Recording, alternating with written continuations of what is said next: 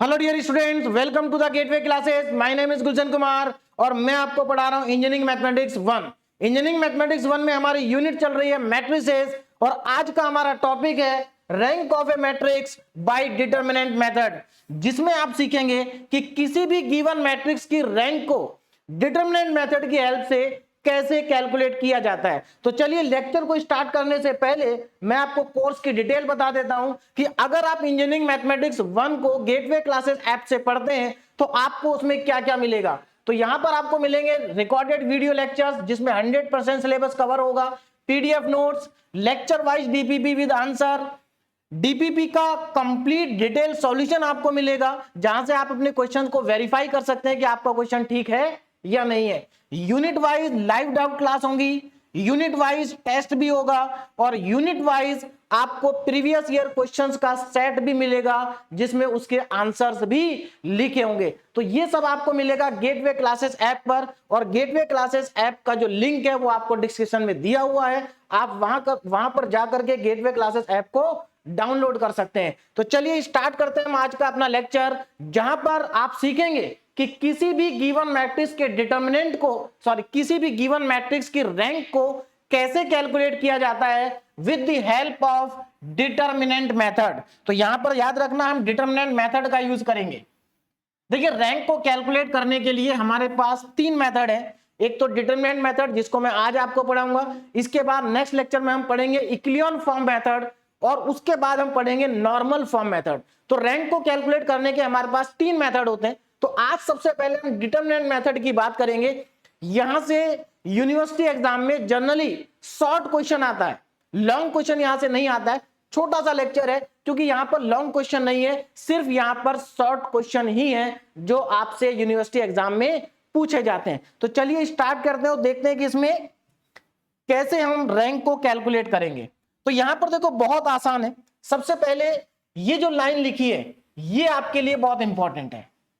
क्या लिखा है ध्यान दीजिए, रैंक इक्वल टू, मतलब किसी भी मैट्रिक्स की रैंक देखिए क्या होगी, order of highest non zero determinant obtain from the matrix. तो मेरे ख्याल से समझ में आ गया होगा, नहीं समझ में आ गया तो मैं आपको डिटेल में एक्सप्लेन कर देता हूं कि आपको जो मैट्रिक्स दे रखी है आपको क्या करना है, उस मैट्रिक्स में जो सबसे बड़ा डिटरमिनेंट है सबसे पहले उसको लेना है, उसके बाद उस डिटरमिनेंट की वैल्यू आपको कैलकुलेट करनी है। फॉर एग्जांपल आपको जो गिवन मैट्रिक्स है उसमें सबसे बड़ा डिटरमिनेंट है 3/3 ऑर्डर का, तो आपको क्या करना है, उस डिटरमिनेंट को सेपरेट कर लेना है और उस डिटरमिनेंट की वैल्यू को कैलकुलेट करना है। अगर इस डिटरमिनेंट की वैल्यू मान लीजिए डिटरमिनेंट की जो वैल्यू है वो मान लेते हैं जीरो नहीं है, मतलब जीरो के इक्वल नहीं है, नॉन जीरो डिटरमिनेंट है, तो उस मैट्रिक्स की जो रैंक होगी ना, उस मैट्रिक्स की रैंक 3 हो जाएगी। कितनी रैंक हो जाएगी? 3 हो जाएगी। अब अगर मान लेते हैं कि उस मैट्रिक्स का जो सबसे बड़ा डिटरमिनेंट था 3/3 ऑर्डर का, उसकी वैल्यू आ जाती है 0, तो अब क्या करें? तो अब आपको उस मैट्रिक्स में से 3/3 ऑर्डर से कम का डिटरमिनेंट देखना है। 3/3 ऑर्डर से कम का डिटरमिनेंट क्या होगा? 2/2 का होगा। अब उस मैट्रिक्स के अंदर जितने भी 2/2 के डिटरमिनेंट हैं उन सब की वैल्यू कैलकुलेट करो, ठीक है। और अगर उनमें से किसी भी एक डिटरमिनेंट की वैल्यू नॉट इक्वल टू 0 आ जाती है तो इसका मतलब उस मैट्रिक्स की जो रैंक होगी वो 2 होगी। लेकिन अगर 2/2 के सभी डिटरमिनेंट की वैल्यू 0 आ जाती है तो उसके बाद फाइनली उसकी रैंक 1 होगी। देखिए रैंक 1 होगी, 0 तो नहीं हो सकती। क्लियर है? रैंक 0 नहीं होगी, कितनी होगी? 1 होगी। देखिए 0 क्यों नहीं हो सकती वो मैं आपको अभी बता देता हूं। यहां पर मैंने कुछ इंपॉर्टेंट पॉइंट नोट करके लिखे हैं, इनको जरा ध्यान दीजिए। सबसे पहला पॉइंट है कि अगर ए नल मैट्रिक्स है, नल मतलब जीरो मैट्रिक्स है, तो अगर आपके पास जो गिवन मैट्रिक्स है अगर वो जीरो मैट्रिक्स है या नल मैट्रिक्स जिसको हम कह सकते हैं, तो याद रखना जीरो मैट्रिक्स की जो रैंक होती है, जीरो मैट्रिक्स की रैंक होती है 0। तो एक यहां पर इंपॉर्टेंट क्या है कि जीरो रैंक केवल जीरो मैट्रिक्स की होती है। तो भाई अगर आपको जो गिवन मैट्रिक्स है अगर वो 0 होगी तो फिर आप उसमें डिटरमिनेंट कैलकुलेट ही क्यों करोगे? आपको तो बिना कैलकुलेशन के ही पता है कि उसकी रैंक 0 है। यानी कि आपको जो मैट्रिक्स दी होगी वो नॉन जीरो मैट्रिक्स होगी और नॉन जीरो मैट्रिक्स की रैंक याद रखना, if A is not a null matrix, यानी कि अगर ए नल मैट्रिक्स नहीं है, जीरो मैट्रिक्स नहीं है, तो उसकी जो रैंक होगी वो कम से कम 1 होगी। कितनी होगी? कम से कम 1 रैंक होगी या फिर 1 से बड़ी होगी। तो यहां पर rank of matrix A greater than equal to 1। अगर ए आपके पास नॉन जीरो मैट्रिक्स है तो उसकी रैंक कम से कम 1 होगी, 1 से ज्यादा भी हो सकती है। तो मेरे ख्याल से आपको ये दोनों पॉइंट क्लियर हो गए होंगे। अगर मैट्रिक्स नल है तो रैंक 0 होगी, और अगर मैट्रिक्स नल नहीं है तो उसकी रैंक कम से कम 1 तो होगी ही। तो इसीलिए मैंने आपको यहां कहा कि अगर 3/3 का डिटरमिनेंट 0 है तो फिर आप 2/2 का चेक करें, अगर वो भी 0 है तो उसके बाद उसकी रैंक फाइनली 1 होगी, क्योंकि जो मैट्रिक्स है वो नॉन जीरो है। अब यहां पर जो मैंने सिंबल लिखा है, रो का सिंबल है, इसको रैंक को रिप्रेजेंट करने के लिए इस रो के सिंबल का यूज करते हैं। क्लियर हो गया? आगे चलते हैं। नेक्स्ट इंपॉर्टेंट पॉइंट देखिए क्या है, if A is a non singular matrix. अब जरा यहां पर ध्यान देना, ए कैसी मैट्रिक्स है? नॉन सिंगुलर है। और नॉन सिंगुलर मैट्रिक्स मैंने आपको जो लेक्चर बनाया था जिसमें हमने पढ़ा था बेसिक्स ऑफ मैट्रिक्स, तो वहां पर मैंने आपको टाइप्स ऑफ मैट्रिक्स पढ़ाया था। तो वहां पर मैंने आपको बताया था कि जो नॉन सिंगुलर मैट्रिक्स होती है ना, नॉन सिंगुलर मैट्रिक्स का डिटरमिनेंट 0 के इक्वल नहीं होता। यानी कि नॉन सिंगुलर मैट्रिक्स हम उस मैट्रिक्स को कहते हैं जिसका डिटरमिनेंट नॉट इक्वल टू 0 हो। तो मेरे ख्याल से आपको ये पॉइंट क्लियर हो गया होगा, नॉन सिंगुलर मैट्रिक्स का डिटरमिनेंट 0 के इक्वल नहीं होता, और जो सिंगुलर मैट्रिक्स होती है उसका डिटरमिनेंट 0 के इक्वल होता है। एक और इंपॉर्टेंट बात, ये जो नॉन सिंगुलर मैट्रिक्स होती है हमेशा स्क्वायर मैट्रिक्स होगी, क्योंकि डिटरमिनेंट स्क्वायर मैट्रिक्स का ही डिफाइन होता है। तो मेरे ख्याल से ये पॉइंट तो आपको क्लियर हो गया कि नॉन सिंगुलर मैट्रिक्स जो है उसका डिटरमिनेंट 0 नहीं होता है ना। और इसका ऑर्डर कितना? n/n। देखो स्क्वायर मैट्रिक्स है तो n/n ऑर्डर होगा। तो एक बात बताओ, इसका मतलब ये हुआ कि n/n ऑर्डर का जो डिटरमिनेंट है उसकी वैल्यू 0 नहीं है। अब अभी भी मैंने, अगर इसकी वैल्यू 0 नहीं है तो इसका मतलब इसमें सबसे बड़ा डिटरमिनेंट क्या है? n/n का है, जिसकी वैल्यू 0 नहीं है। तो इसका मतलब यहां से साफ साफ ये हुआ कि जो हमारा मैट्रिक्स है उस मैट्रिक्स की जो रैंक होगी वो n के इक्वल ही होगी। तो ये पॉइंट भी आपको क्लियर हो गया होगा। अब चलते हैं अपने लास्ट पॉइंट पे। देखो लास्ट पॉइंट को समझाने से पहले मैं आपको एक एग्जांपल से बताता हूं।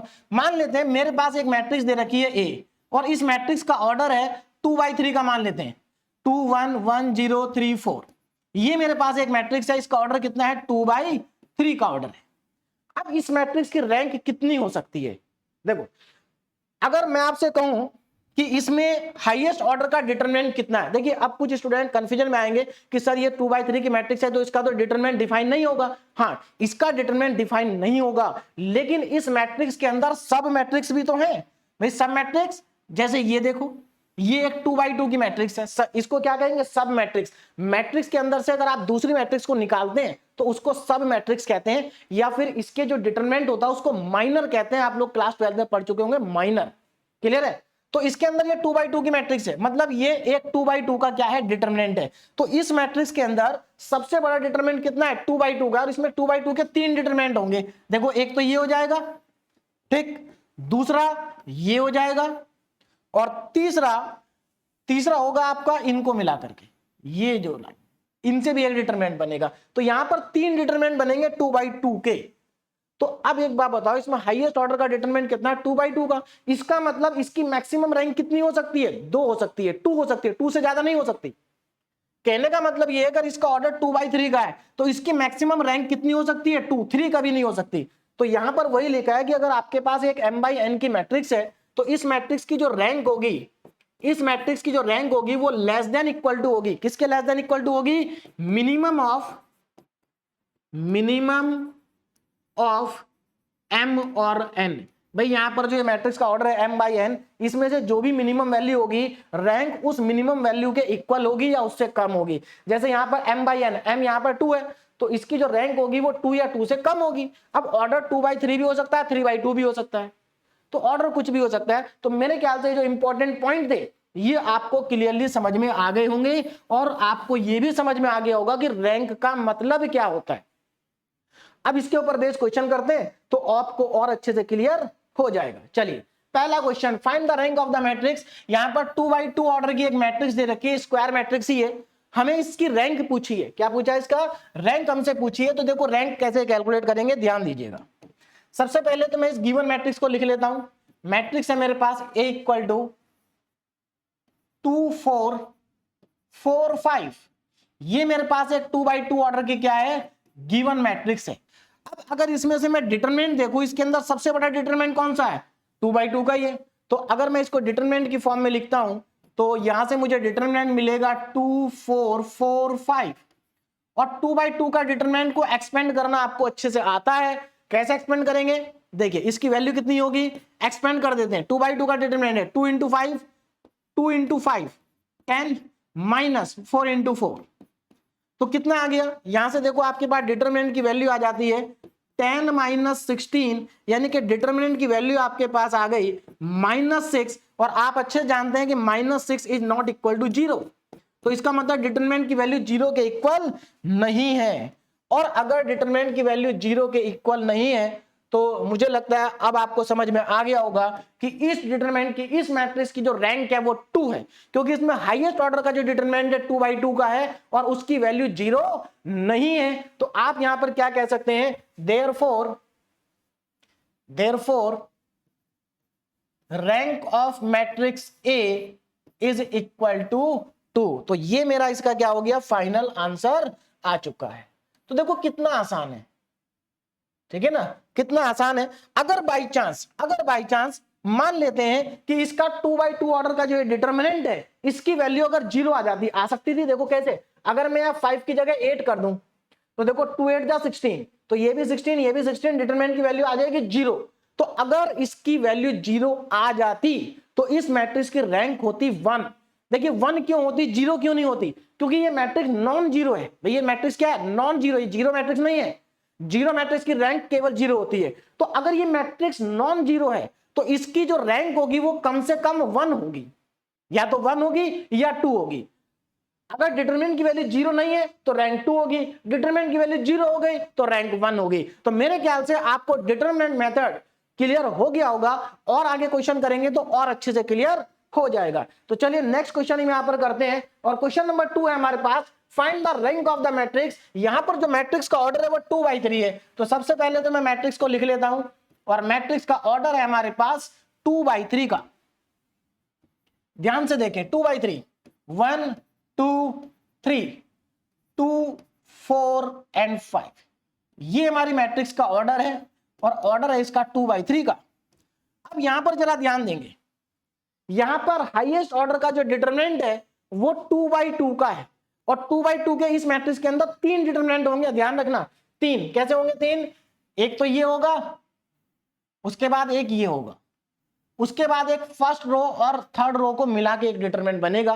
तो यहां पर आपके पास 3 डिटरमिनेंट बन रहे हैं, आपको वैल्यू चेक करनी पड़ेगी। तो सबसे पहले मैं यहां पर क्या करता हूं, फर्स्ट डिटरमिनेंट लेता हूं, ध्यान दीजिएगा, फर्स्ट डिटरमिनेंट मैं यहां पर लेता हूं। तो फर्स्ट डिटरमिनेंट को यहां पर नाम दे देता हूं मैं D1, ठीक है। तो फर्स्ट डिटरमिनेंट मेरा हो गया 1 2, उसके बाद 2 4, वैल्यू कैलकुलेट करते हैं। तो देखो 1 इंटू 4, यहां पर जरा ध्यान देना D1 की वैल्यू कितनी आ रही, 1 इंटू 4 4, 2 2 जा 4, कितना आ गया, इसका मतलब इसकी वैल्यू 0 आ गई।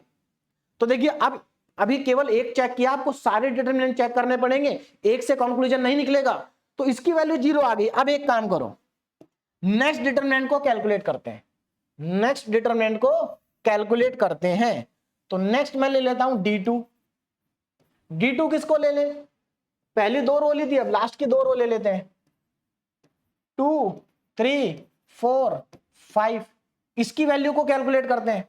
तो देखो इसकी वैल्यू कितनी आएगी, 10 माइनस 12, यानी कि D2 कितना आ गया, -2। इसका मतलब 2/2 के सभी डिटरमिनेंट 0 नहीं है, तो इसकी रैंक कितनी आ जाएगी, 2 आ जाएगी। तो यहां से आप कह सकते हैं, यहां से आप कह सकते हैं कि rank of matrix A is equal to 2। याद रखना, अगर यहां पर 2/2 के सभी डिटरमिनेंट की वैल्यू 0 आ जाती तो इस मैट्रिक्स की रैंक 1 होती, लेकिन इस मैट्रिक्स की रैंक कितनी है, 2 है। तो मेरे ख्याल से ये भी आपको क्लियर हो गया होगा। आगे बढ़ते हैं, नेक्स्ट क्वेश्चन है। अब यहां पर जो मेरे पास मैट्रिक्स है उसका ऑर्डर है 3/3 का। कितना ऑर्डर है, 3/3। तो चलिए इसको स्टार्ट करते हैं। सबसे पहले मैं मैट्रिक्स लिख लेता हूं। तो मैट्रिक्स है मेरे पास A, जिसका ऑर्डर है 3/3 का। कितना ऑर्डर है, 3/3 का, 1 2 3 1 4 2 एंड 2 6 5, ये मेरे पास ऑर्डर, ठीक है। अब यहां पर मैं सबसे पहले क्या करूंगा, आप एक बात बताइए, इस मैट्रिक्स का सबसे बड़ा डिटरमिनेंट किस ऑर्डर का होगा? 3/3 का ही होगा। तो यहां से सबसे पहले मैं 3/3 ऑर्डर का एक डिटरमिनेंट लिख लेता हूं। तो determinant of A is equal to, इसको डिटरमिनेंट की फॉर्म में लिखेंगे, देखो जरा ध्यान से, 1 2 3, 1 2 3, 1 4 2 और 2 6 एंड 5। और 3/3 का डिटरमिनेंट मुझे लगता है सभी स्टूडेंट्स को कैलकुलेट करना आता ही होगा अच्छे से, है ना। और मैंने जो हमारा लेक्चर था जिसमें मैंने आपको बेसिक कॉन्सेप्ट्स ऑफ मैट्रिक्स और डिटरमिनेंट आपको पढ़ाया था, यानी कि क्लास 12 का जो बेसिक्स था वो उसमें मैंने आपको पढ़ाया था, तो वहां पर भी आपको मैंने सिखाया था। और मुझे लगता है इसको सिखाने की जरूरत नहीं है, क्योंकि सभी स्टूडेंट को डिटरमिनेंट कैलकुलेट करना आता होगा, ये तो कंफर्म है। चलिए देखिए, अब यहां पर जरा ध्यान दें, मैं इसका डिटरमिनेंट कैलकुलेट कर रहा हूं, तो सबसे पहले मैं इस 1 को लिखूंगा।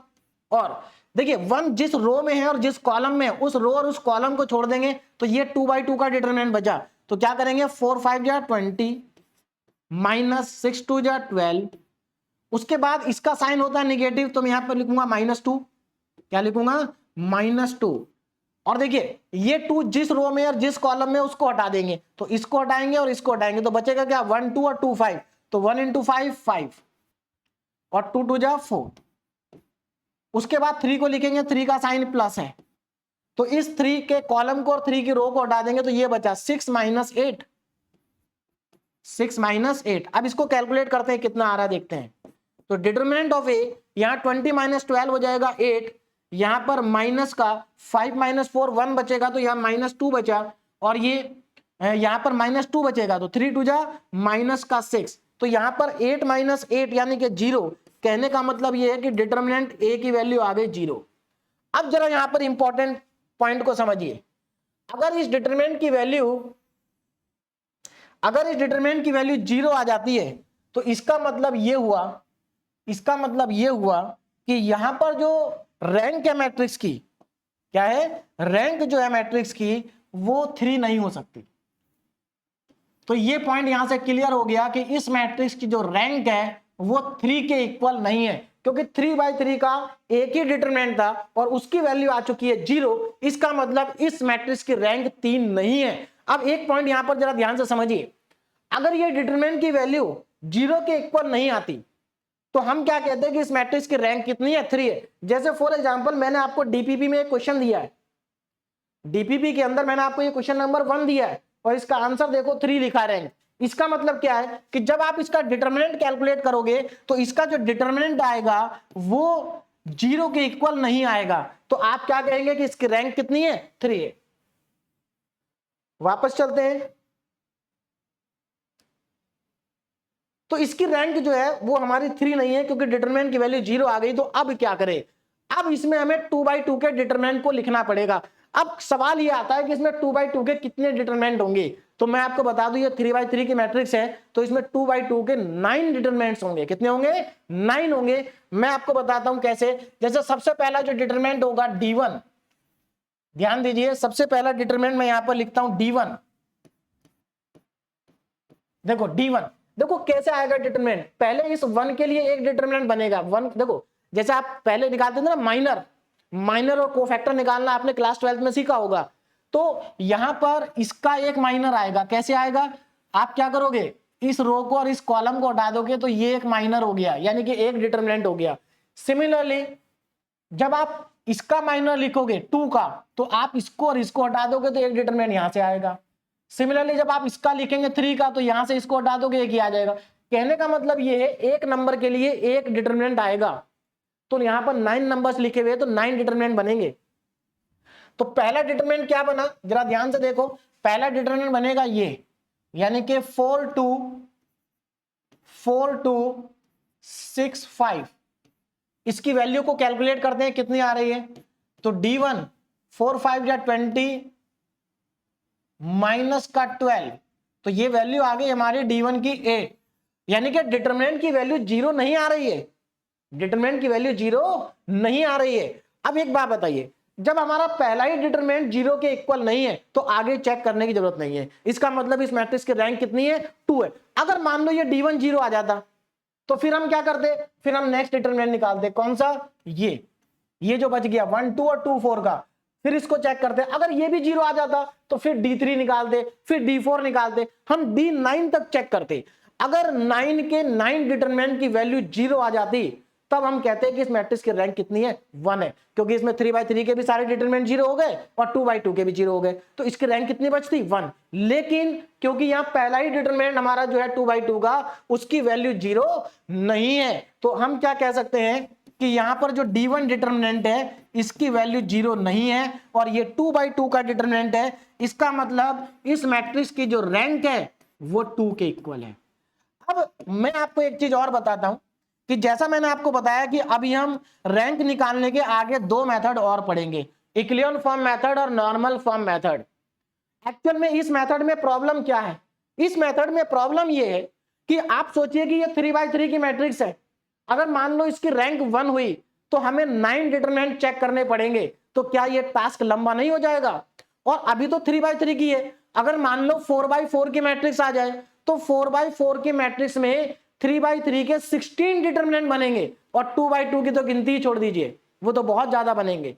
तो आप सोचिए क्या 3/3 के 16 डिटरमिनेंट की वैल्यू को चेक करना पॉसिबल है, मतलब ये तो बहुत ही लेंथी काम हो गया, बहुत बड़ा टास्क हो गया। इसीलिए डिटरमिनेंट मेथड के लॉन्ग क्वेश्चन एग्जाम में नहीं आते हैं, यहां से केवल शॉर्ट क्वेश्चन ही एग्जाम में आते हैं। कैसे क्वेश्चन आते हैं अब मैं आगे स्टार्ट करने वाला हूं कि यहां से किस टाइप के क्वेश्चन यूनिवर्सिटी एग्जाम में पूछे जाते हैं 2 नंबर में। क्लियर है ना, तो मेरे ख्याल से आपको पॉइंट मेरा क्लियर हो गया होगा कि डिटरमिनेंट मेथड के लॉन्ग क्वेश्चन एग्जाम में क्यों नहीं आते, क्योंकि अगर यहां के लॉन्ग क्वेश्चन आएंगे तो बहुत ही ज्यादा लॉन्ग हो जाएंगे। क्लियर है, चलिए आगे बढ़ते हैं। अब ये इस टाइप के क्वेश्चन आते हैं। अब इसके आगे जो मैं आपको 2-3 क्वेश्चन कराने वाला हूं, ये 2 नंबर में यूनिवर्सिटी एग्जाम में बहुत बार पूछे जाते हैं, बहुत ही इंपॉर्टेंट क्वेश्चन है। तो देखिए जरा क्या है पहला question, find the value of b. इसमें बी की वैल्यू निकालनी, देखो इस मैट्रिक्स के अंदर बी हमें नहीं पता, तो हमें इस बी की वैल्यू निकालनी है, लेकिन इन्होंने कहा कि इस मैट्रिक्स की जो रैंक है वो 2 है। अब ये मैट्रिक्स कितने की है, 3/3 ऑर्डर की है, इसमें सबसे बड़ा डिटरमिनेंट कितना बनेगा, 3/3 का बनेगा। अब एक बात बताओ, इस मैट्रिक्स की रैंक अगर 2 है तो इसका मतलब ये हुआ कि इस मैट्रिक्स के अंदर से जो 3/3 का डिटरमिनेंट बनेगा उस डिटरमिनेंट की वैल्यू 0 होगी। समझ में आ गया 0 क्यों होगी, क्योंकि इन्होंने बोला है कि इसकी रैंक 2 है, तो भाई अगर इसकी रैंक 2 है तो 3/3 का डिटरमिनेंट 0 होगा 100%। हाँ, अगर इसकी रैंक 3 होती तो 3/3 का डिटरमिनेंट 0 नहीं होता। बस हम इसी कंडीशन का यूज करेंगे कि इसकी 3/3 मैट्रिक्स, सॉरी, इसके अंदर से जो 3/3 का डिटरमिनेंट निकलेगा उस डिटरमिनेंट की वैल्यू क्या होगी, 0 होगी, और इसी कॉन्सेप्ट का यूज करके बी की वैल्यू को फाइंड कर लेंगे। तो सबसे पहले मैं इस मैट्रिक्स को लिख लेता हूं। मैट्रिक्स है हमारे पास A equal to 2 4 2 2 4 2 3 1 2 1 0 and B। अब मुझे यहां से क्या करना है, 3/3 का डिटरमिनेंट लिखना है, तो मैं यहां से 3/3 का डिटरमिनेंट लिख लेता हूं।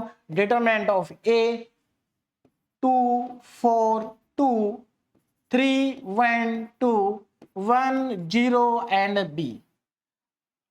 ये 3/3 का डिटरमिनेंट है ना। अकॉर्डिंग टू गिवन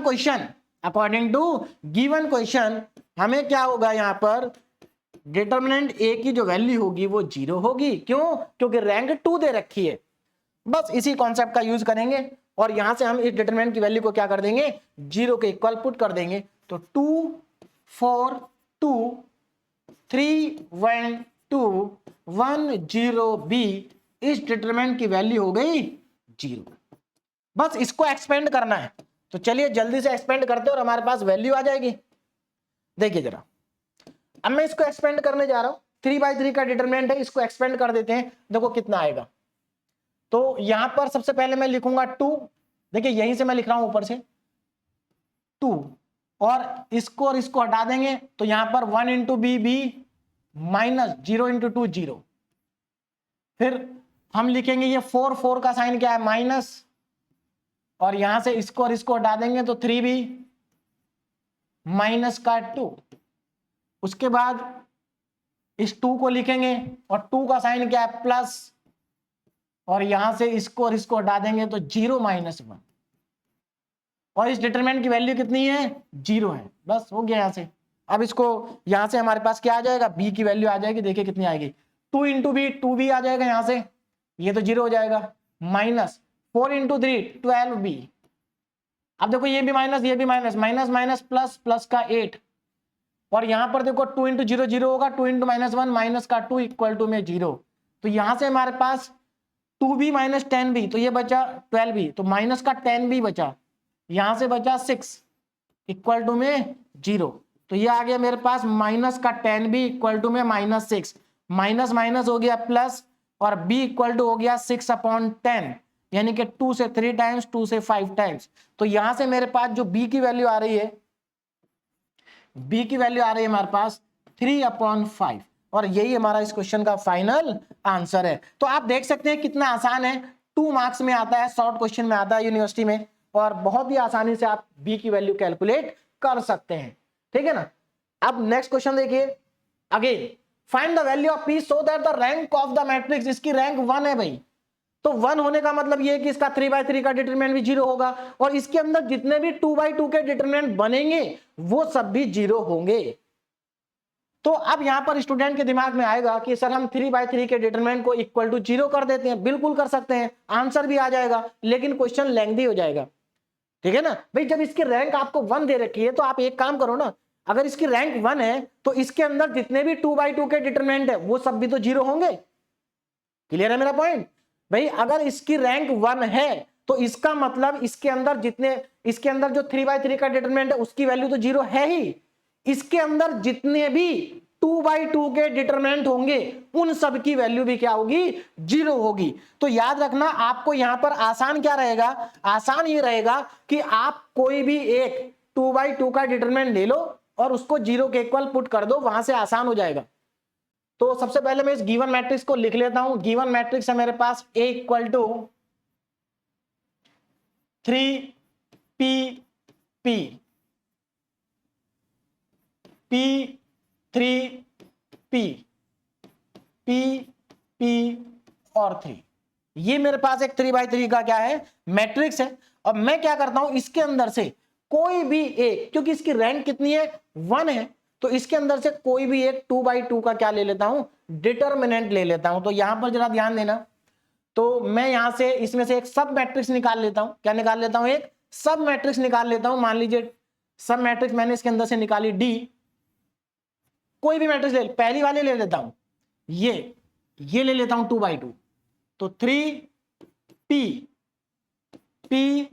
3, ये इसके अंदर से मैंने एक 2/2 की डिटरमिनेंट मैट्रिक्स को निकाल लिया, सब मैट्रिक्स। अब इस मैट्रिक्स का डिटरमिनेंट क्या होगा, इसको डिटरमिनेंट की फॉर्म में लिख देता हूं 3p 3। अब क्योंकि इसकी रैंक कितनी है 1 है, तो इसमें 2/2 का जो डिटरमिनेंट होगा वो 0 होगा।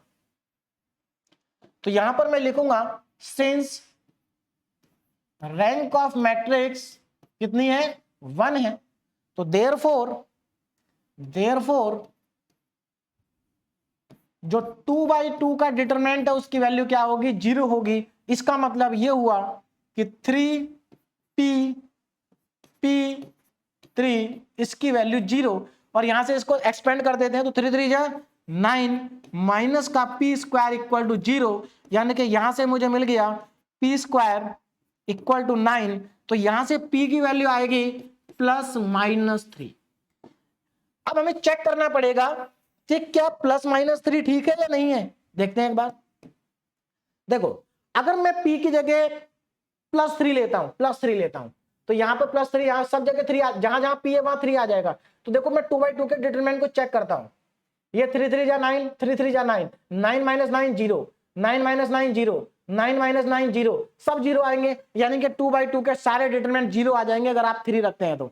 लेकिन अगर आप -3 रखते हैं, देखो अगर आप -3 रखते हैं तो आप इसको चेक करो जरा, -3 3 और -3, इसका अगर आप डिटरमिनेंट निकालोगे तो माइनस +9 माइनस, और ये फिर से -9, तो ये तो 18 आ गया। इसका मतलब p की वैल्यू +-3 है, लेकिन इसमें से -3 पॉसिबल नहीं है। तो आपका आंसर क्या होगा, तो यहां पर आप लिखेंगे but p not equal to -3, है ना, p क्या है, -3 के इक्वल नहीं है, तो यहां से हम लिख सकते हैं तो therefore p equal to 3 and this is the final answer. तो इन छोटी छोटी चीजों पे ध्यान रखना भी आपको, क्लियर है। तो ये हमारा क्या आ गया, इसका फाइनल आंसर। ठीक, आगे बढ़ते हैं और एक और last question, under what condition the rank of the matrix is 3। हमें ये बताना कि किस कंडीशन में इस मैट्रिक्स की जो रैंक है वो 3 होगी। मतलब कंडीशन का मतलब हमसे एक तरह से ये पूछा है कि यहां पर x की वैल्यू क्या हो कि इसकी रैंक 3 आ जाए। मतलब यहां पर x की वैल्यू क्या होनी चाहिए कि रैंक कितनी आ जाए, 3 आ जाए। तो अब एक बात बताओ, इस मैट्रिक्स के अंदर सबसे बड़ा डिटरमिनेंट कितना है, 3/3 का है और इसकी रैंक 3 होनी चाहिए। इसका मतलब ये है कि इसका जो मैट्रिक्स का जो डिटरमिनेंट है वो 0 के इक्वल नहीं होना चाहिए। तो सबसे पहले मैं इसकी मैट्रिक्स लिख लेता हूं। तो मैट्रिक्स है हमारे पास, गिवन मैट्रिक्स, देखिए गिवन मैट्रिक्स क्या है, A। तो गिवन मैट्रिक्स है मेरे पास A और A कितना है, 2 4 and 2 2 1 and 2 1 0 and x, ये मेरे पास मैट्रिक्स है। अब क्योंकि इसकी जो रैंक है वो कितनी है, 3 है ना, since rank of the matrix is equal to 3, therefore determinant of matrix A is not equal to 0। बस इसी चीज का हमें यूज करना है। अब देखो यहां पर, तो इसका जो 3/3 का डिटरमिनेंट है वो मैं लिख लेता हूं और ये 0 के इक्वल नहीं है। तो 2 4 2 2 1 2 एंड 1 0 x, इसकी वैल्यू 0 के इक्वल नहीं होनी चाहिए। चलिए अब इसको मैं एक्सपेंड कर देता हूं, बस क्वेश्चन कंप्लीट हो गया। तो 2/2 का डिटरमिनेंट है, इसको एक्सपेंड करेंगे तो सबसे पहले इस 2 को लिखेंगे, 2 का साइन आप जानते हैं प्लस होता है। अब देखो इसको और इसको छोड़ देंगे तो 1 इंटू एक्स और माइनस का 0, x माइनस 0। फिर उसके बाद इस 4 को लिखेंगे, 4 का साइन है माइनस, कितना है, माइनस। तो इसको और इसको स्किप कर देंगे, है ना, 4 जिस कॉलम में उस कॉलम को छोड़ देंगे और रो को भी छोड़ देंगे। तो 2 इंटू एक्स और माइनस का 2, 2x माइनस 2। आगे बढ़ेंगे, नेक्स्ट नंबर है हमारा +2, क्योंकि इसका साइन प्लस होता है तो +2। अब इसको हटा देंगे और इसको हटा देंगे तो क्या बचा, 2 इंटू 0 0 -1, तो 0 -1। और ये जो वैल्यू है ये आपकी 0 के इक्वल नहीं होनी चाहिए। बस इसको सॉल्व कर लेते हैं तो 2 इंटू एक्स 2x आ जाएगा। अब यहां से देखो -8x माइनस माइनस प्लस 4 2 जा 8 और यहां से माइनस का 2 equal to not equal to 0। अब यहां से देखो x कितना बचा, माइनस का 6x प्लस का 6 नॉट इक्वल टू 0। 6 को उधर ले जाते हैं तो -6 not equal to 6 -6x not equal to -6। तो यहां से माइनस माइनस तो प्लस हो गया और 6 से 6 कैंसिल हो गया, इसका मतलब x नॉट इक्वल टू 1। तो यही इसका आंसर है। मतलब ये है कि यहां पर x की वैल्यू 1 नहीं होनी चाहिए, बाकी कुछ भी हो जाए इसकी रैंक 3 रहेगी। अगर यहां पर x 1 हो गया तो इसकी रैंक जो है वो 3 से कम हो जाएगी, क्योंकि अगर यहां पर 1 हो गया तो डिटरमिनेंट की वैल्यू 0 आ जाएगी और डिटरमिनेंट की वैल्यू अगर 0 आ गई तो रैंक 3 से कम हो जाएगी। तो इस मैट्रिक्स की रैंक 3 कब होगी, जब x की वैल्यू 1 के बराबर नहीं होगी। याद रखना, x 1 के इक्वल नहीं होना चाहिए, ठीक है ना। तो x अगर 1 नहीं है तो इसकी रैंक 3 है और अगर x 1 हो गया तो इसकी रैंक 3 से कम हो जाएगी। तो मेरे ख्याल से आपको ये क्वेश्चन भी क्लियरली समझ में आ गया होगा। तो यहां पर ये लेक्चर के सभी क्वेश्चन मैं आपको करा चुका हूं। 2 क्वेश्चन मैंने आपको डीपीपी में दिए हैं, आंसर यहां पर लिखा है, दोनों को सॉल्व कर लीजिए, आंसर से मैच कर लीजिए। और अगर बाई चांस आपका आंसर मैच नहीं होता है या आपको नहीं समझ में आया कैसे होता है, तो इसका जो कंप्लीट डिटेल सॉल्यूशन है वो ऐप में अपलोड हो जाएगा, वहां से आप अपने क्वेश्चन को क्रॉस चेक कर सकते हैं। क्लियरली समझ में आ गया होगा सभी को।